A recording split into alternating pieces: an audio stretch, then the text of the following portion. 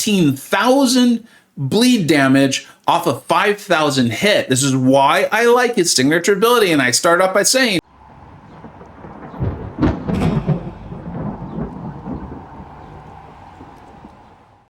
hey, welcome back to the channel. All right, it's time to discuss buffed Nightcrawler. Now, I've been a little bit sick, but I'm aware this is a really exciting champion. Also, Kabam is selling those Saga tokens. A lot of people are very interested in potentially like even awakening or getting their 7-star Nightcrawler sooner. So I wanted to get this out. I wanted to get this right, and I believe we definitely will. We will look at all these fights. We will look at his signature ability, and trust me, I think you're going to be a little bit surprised at how powerful that 6-star is. And short term, that's what I will be looking to rank up myself. Definitely place him on the tier list, and then of course show the 7-star and also Relic, Awakened ability, Recoil friendly, all of that. Timestamped in the description so you can get to what you want to get to. Now, this first fight is this is the 6-star rank 5. I have a 20% boost on to Simulate Ascension, and he's got the Gambit Relic. Let's go ahead and start this, and this is going to go by so fast. I'll do my best to kind of talk through a little bit of his abilities, and then we'll talk about the fights a little bit more with the bigger health pools. But essentially, you're going to see me immediately end a combo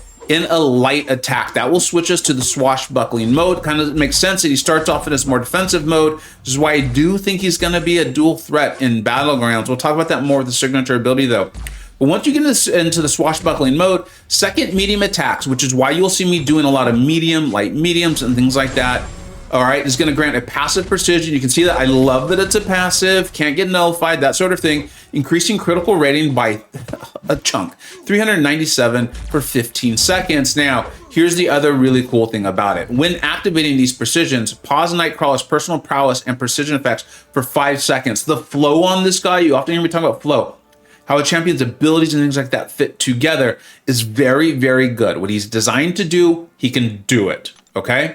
Now, that was like about a 200,000 with class advantage. Just kind of gives you an idea of like how fast he can get this down. Now, the prowess are also going to come, and this is where a lot of the comparisons to Stark Spider coming. The prowess are going to come from when we dodge backward and evade an attack. Let's go ahead and see that happen. So you saw me do the light ending combo. We're in the swashbuckling mode, into combo in a medium, get that nice precision going, and every time we evade, and it's nice against a champion like a Winter Soldier where we can get those evades.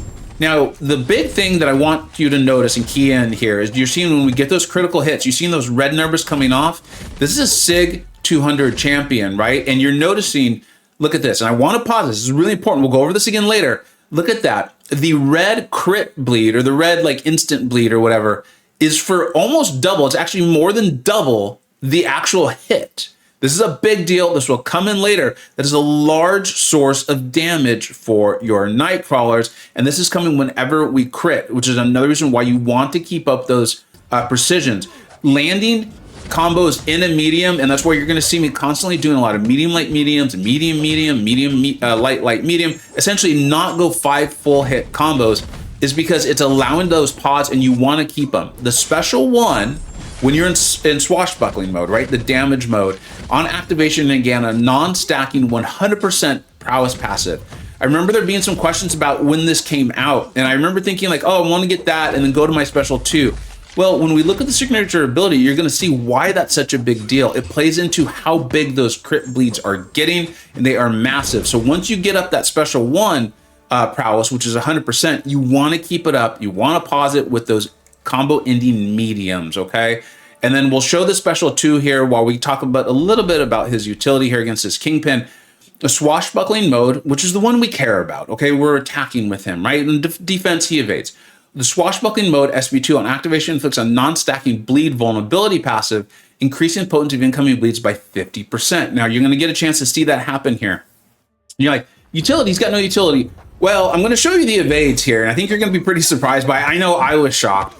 And then also, he doesn't have that purified punishment or something like that. I do wish that was there, but I'm going to analyze the Nightcrawler we have, okay?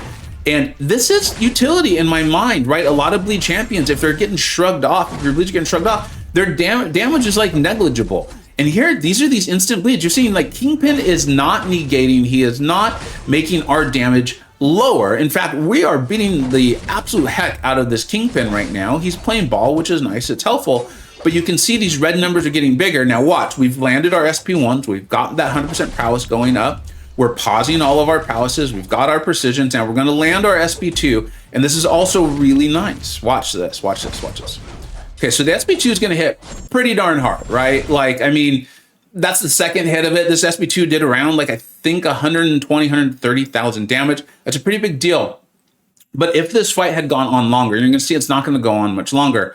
That bleed vulnerability is also a passive. So he does have some utility, very much helping him against nodes and defenders who would otherwise be purifying. He is not neutered in these situations, and I really like that. And I think it's important enough to call that out. And then now, as a result of this, you're going to see our bleeds are going to tick up that much more. We've got all, look at that. I mean, 13,000 bleed damage off of 5,000 hit. This is why I like his signature ability. And I start off by saying, for my own purposes, for the short term, it's the 6-star for me. Long term, of course, the 7. I really like it. I mean, I think that's like a 600,000, 500,000, somewhere in there. That's a beefy kingpin where we're needing to bait the special ones. And he got that down in 56 seconds. That's a pretty big deal. Now, I wanted to show you this. Like, I was literally laying in bed. I'm sick. And I have no idea how to evade Bullseye's special one. No clue. And I was like, you know, I know Nightcrawler's got this, like, can't be hit while dashing back. You saw I fully evade. And as some of you are getting back, no, you took damage, you took damage. That's because Bullseye does damage when you evade. The evades itself landed, they worked. This is utility. I'm telling you, in a game where they sometimes throw out specials that are very difficult to dex at us, that is a meaningful piece of utility, in my opinion. I just don't know how to gauge it. And when we do the tier list, that is a big part of, I don't know how much value to place on that. I think it's going to be very user, and I would really appreciate if you come and you tell me you use him to evade these. I'm hearing reports that people are using it to evade Photon's special 1 and special 2 when she's in her pure light form, which I was not able to pull off myself, but that doesn't mean it's not possible. This guy. All right, now let's move on. We're going to talk about the Relic. I don't think this is essential, and I really like that. He's getting all those precision passives on his own. He's really increasing his crit rate already. But you could go with the Gambit Relic. I like that. And then you're going to want to go into this rune. You can see this here, physical damage, gain up to a 2,400 crit rating. That is a significant amount. Relic, just because of the extra crit rating on your specials, more damage, more crit, more damage, more bleed damage. You know, big red, big yellow numbers. You get the whole point there. Now, let's go ahead and talk about the signature ability. All right, I did want to do a comparison, and I think the signature ability was the best place to do it between the 6-star and the 7-star, because the 6-star ascended rank 5 200 was doing tremendous crit bleed damage. And it really was shocking me to the point where they were out damaging the 7-star. And don't worry, I'm going to show that to you, and I want you to see this. So I awakened my 7-star, I took them to rank 2, I awakened them with a single awakening gem on the CCP server. The first bullet point, Nightcrawler's evade chance can only be lowered by tech. I think if you're using him as a dual threat champion in Battlegrounds, you really want that. If you're just using him for questing because you like Nightcrawler, I mean, he's pretty cool, then you don't need this. You just don't. Don't worry about that.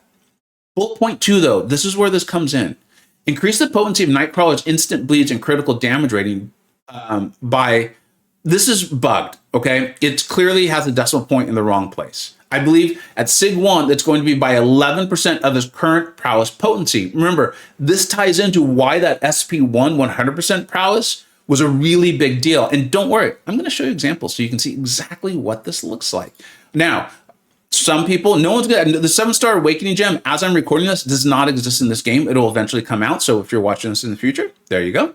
But some people will be able to awaken their Nightcrawlers and get them to Sig 20 if they purchase enough of those deals, right? Which is why I wanted to get this out. You're spending your hard-earned resources. You should know what's going on. So here it is. Bullet point 2 at Sig 20, that's going to get up to 31%. This is why it's important to pause those prowesses, get that SP1 going, and let's go ahead and see what that looks like. So this first example is going to be, this first example is the 6-star rank 5 ascended Sig 200.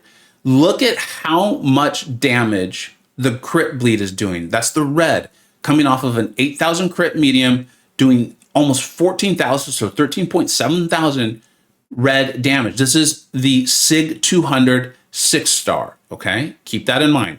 Now let's go ahead and take a look. This is now the unawakened 7-star. You can see there's still some nice crit bleed damage, but The crit itself, the hit, is not as large as the 6-star rank 5 Ascended, and the crit bleed damage is not even close. The signature ability is not there, so it can't kick in and give all of those multipliers. Now let's see what it looks like at Sig 20. And then at Sig 20, this is a Sig 20, 7-star rank 2. It's grown. It's grown considerably off of the Unawakened. So there is value there, but you can see it is still not, in my opinion, it is not close to the 6-star rank 5.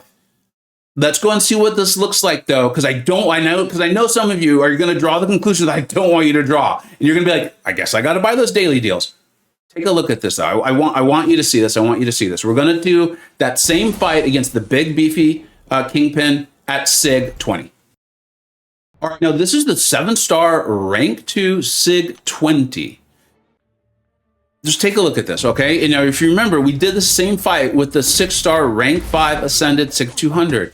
And you're gonna see that, like, yeah, I mean, if you're really looking to min-max, the 6-star is better. And like I said, if I'm looking to put him in my Battlegrounds deck as a dual threat champion, I'll probably ascend the 6-star. We're getting those resources for free. I'm gonna do the best champions to use your Ex Magica Saga resources on, and he's gonna end up really high if you wanna max him out because you just enjoy him, or you want him as a dual threat in Battlegrounds because he can evade those specials. The crit bleed damage is obviously very, very good, and I do think he's gonna be a menace on defense. I've been talking about this since last year. Evade is on its way back. Here we are. We've got a Nightcrawler who's buffed and whose evade ability accuracy can only be reduced by tech champion. So essentially that means like slow and things like that, okay? True accuracy will still work against them. So there are counters. Don't worry. I don't want you to think there's not. But I just think this is very much personal preference. I think this is how much do you really want to invest in your Nightcrawler? How much do you like him? I never, ever, ever want to encourage anyone to go out and spend and things like that. And honestly, guys, I don't think you need to. Now, if you're going to get a free 7-star Nightcrawler, which I know I'm excited about getting, I'm just going to take it. I'm going to be really happy. I'm getting it for just playing the game. And then I'll rank him up as time goes on. But if I'm looking to use him now and I'm playing in a super competitive way, which I kind of do lean towards, I'm going to rank up my 6-star because I can get that signature ability really high. I just showed you what a big difference it makes.